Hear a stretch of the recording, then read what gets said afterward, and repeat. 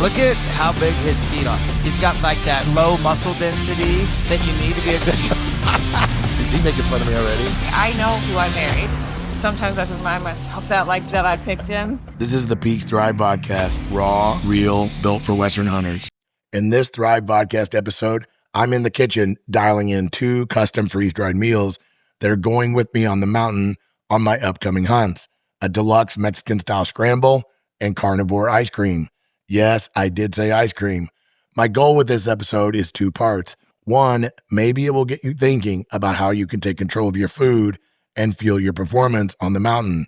2, if you already own a Harvest Right freeze dryer, it will give you 2 new meal options to add to your arsenal. Building your own freeze-dried meals at home costs a fraction of retail meals, and it lets you control every aspect and every ingredient.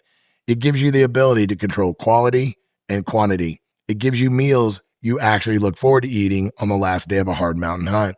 In this episode, we walk through both recipes, start to finish, ingredients, prep, and freeze drying. If you're tired of mediocre store-bought backcountry meals, this episode is for you. Let's get to it. Welcome back to the Thrive Vodcast. So today, you can tell I'm not in my normal studio. I'm in the kitchen where I shouldn't be, and I'm getting ready to embark on 3 or 4 bear hunts in a row. So we're doing some last-minute meal prep. It always comes down to this last minute. We always say, you always tell me, honey, we're going to get ahead of the game. We're going to do all this stuff, and now here we are. So we're going to make a couple of things today, and we're going to kind of walk you through them. So the first thing we're going to make is what I call a Deluxe Scramble, which is basically just an eggs and bacon and a bunch of other stuff to kind of make it a little more Mexican, a little more filling, maybe a little more tasteful. Because when you eat these breakfasts every day for 7 or 8 days, it's nice to have a little more flavor in them. I've been on the carnivore diet kind of off and on. So this is kind of quasi-carnivore, but not really. But then we're going to do some carnivore ice cream as well. I hope we get to that today in the show, but we're really going to focus on these deluxe breakfasts. And I've got my lovely wife, Amy, which really, to be honest, makes all my meals. I really just slide them in the freeze dryer and pull them out and put them in the packages. And then take credit for it. And then usually sometimes I leave that even for her to do too. But I won't this time. So to kick things off, let's take a look at the ingredients. We've got some wild game sausage here. This is elk. We've got some eggs. We've got our Mexican style blended cheese. And then we've got some bacon that we have pre-cooked up that we still need to chop up. We've got some spicy guacamole that's already been prepared. Some sour cream, a red pepper. There's an onion that's missing. We've got our salt and pepper, and we've got our salsa. And then we're going to add some rendered fat to our skillet. We're going to chop up some of our onions and get them diced up pretty good. And then we're going to add those to the skillet. Next, we're going to chop up red peppers the same way, just kind of chunk them up. I like them in pretty big chunks. And then we're going to start cooking up the sausage with the onions. So we're going to blend that together, and we're going to cook this to a point where it's not well done at all. I like it kind of medium, even a little bit medium rare. It's got to be cooked. As you can see here, we're cooking it up. Want to brown it really well, but not to the point of being overdone. Then we're going to add in, right at the end, we're going to add in our chopped peppers, and we're going to mix that all up and let that simmer for just a few minutes. Next, we're going to break some eggs. I like to add quite a few eggs to my scrambles, and you'll see that when we cook them up, we're going to kind of do it the same way as we did the hamburger. We're going to cook them done, but not overdone. So we're going to do quite a few eggs here. So I like to put the meat right on the trays first with the peppers and the onions, of course. We did not drain the oil in this. There's quite a bit of oil on the trays. It turns out okay, but if you really want to do it right and you want really long-term storage, you want to get as much fat as possible off of that meat, and you're just going to spread it out. But I eat my meals within 2 years, so there's really no reason for me to really go too far taking out the fat or too much of the extra fat. It works out just great. So we're going to sprinkle on some bacon here, as you can see, and we're going to just put a little bit on both trays. So it's going to be a combo sausage bacon scramble. So you notice I'm not mixing it up before I put it on the trays. I'll talk about that in a second. So we're going to cook up the eggs. We're going to drop them all in. We're just going to break the eggs up right in the skillet. We're going to use a whisk, and we're just going to whisk it up right in the skillet. It works out really well like this. You don't need to do too much in advance. We're going to add some salt. Again, just to taste. There's no real recipe for this. I like to add quite a bit of salt for my backcountry hunts. And then we're going to add some pepper. We're just going to mix it up. And we're going to take those eggs, like I mentioned earlier, to a consistency where they're done and they're not runny, but that's about it. So now we're going to add the eggs just right on top of the meat. Pretty simple. There's not much to this. We're just going to spread it out. So you notice we're kind of chopping this in a little bit. And you also notice we've left some space in the trays. We could pack this a little bit tighter, but the problem is if you pack it tighter, when it goes into the freeze dryer, it takes forever for it to freeze dry because it needs a little bit of space to really do it well.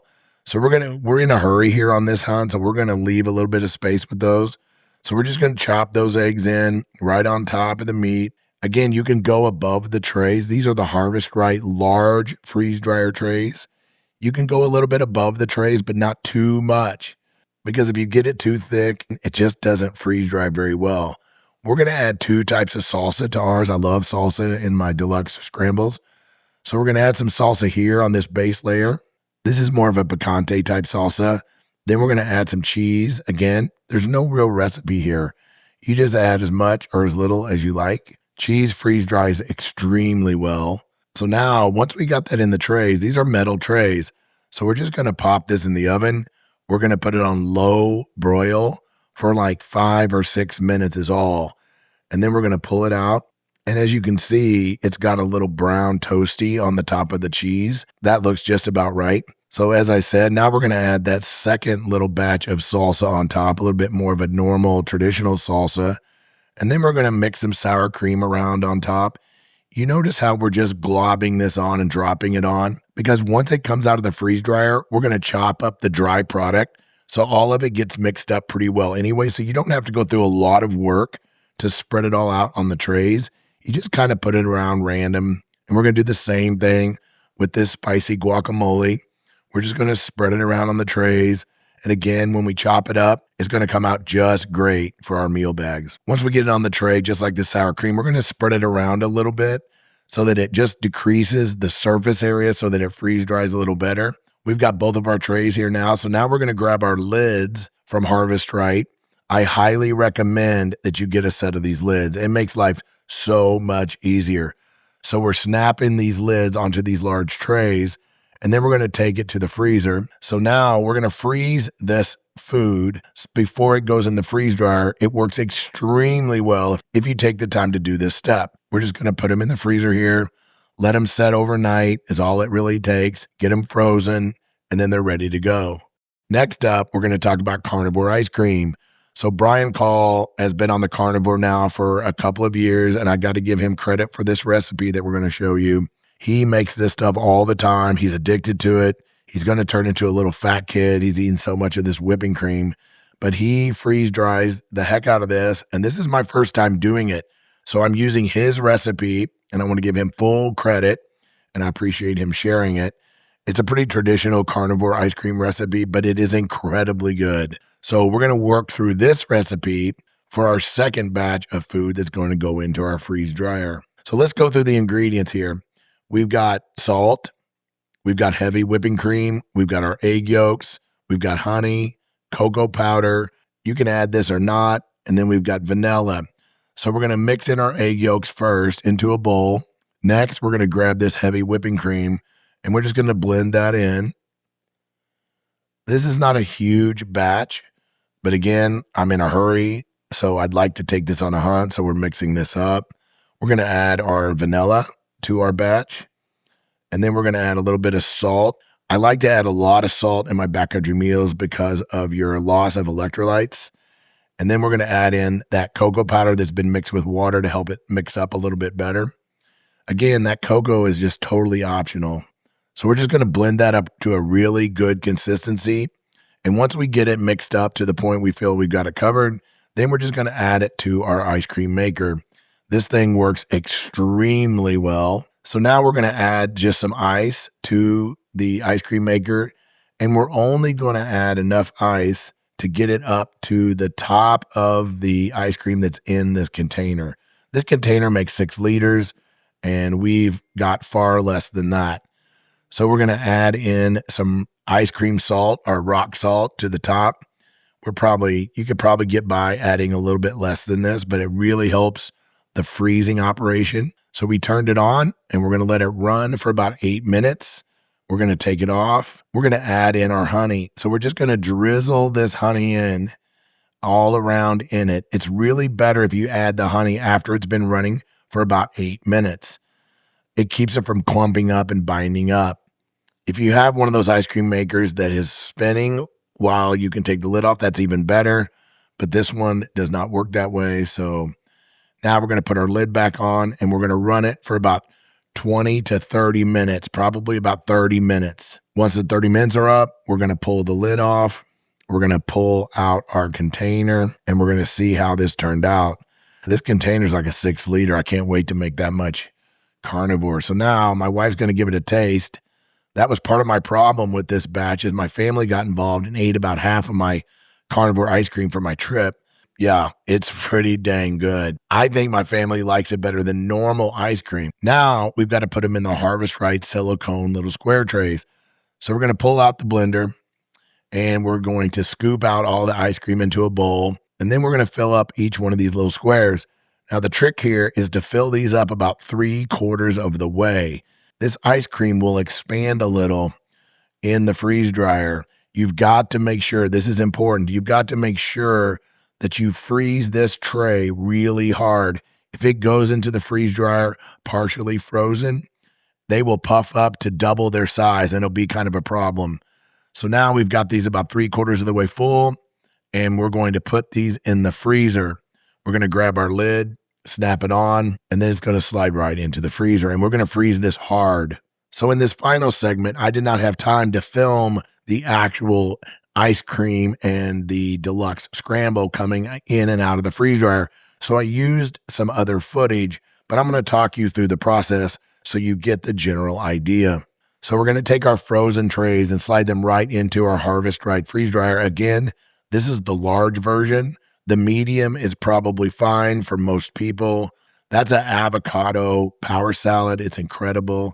So once we get our frozen trays in, we're just going to lock up the door and we're simply going to push continue to start. So once it comes out, it's going to be hard and crumbly and we're going to put it in a Tupperware container and kind of break it up, take down some of the sharp edges and get it ready to go into the bags. So now that we've got it all broken up, we're going to grab our bags. So I love these bags. These bags are from Uline, these black bags. They are like the perfect size and they're 5 mils. They're not too heavy. They're pretty ultra light and they pack really nice in your pack. So we're just going to fill up these bags to whatever level that you like. And then we're going to add our oxygen absorber and then on to the Meet Your Maker vacuum sealer. So we're going to vacuum seal these for about 10 seconds to put a little bit of a vacuum on them, nothing too aggressive. I don't like to pull a heavy vacuum on these because I don't want to puncture the bag and there's no real need to. So that kind of wraps up the entire process. I'm really looking forward to these meals on this upcoming hunt. If you'd like to know more about Harvest Right and the freeze dryers, they've got multiple sizes. They've got all the accessories that go with it. I can't say enough about it. I've been using it now for several years and I can't even imagine going on Western hunts without making my own backcountry meals. Look, the food you eat on the mountain matters. It's fuel, it's morale. And on day 4 of a hard hunt, a good meal can be the difference between pushing through and packing out early. A Harvest Right freeze dryer gives you the ability to build better meals, control the quality and the quantity, and at less than half the cost. Taking control of my own backcountry meals was one of the best big game hunting decisions I've ever made, and it's only gotten better. I'll see you next time.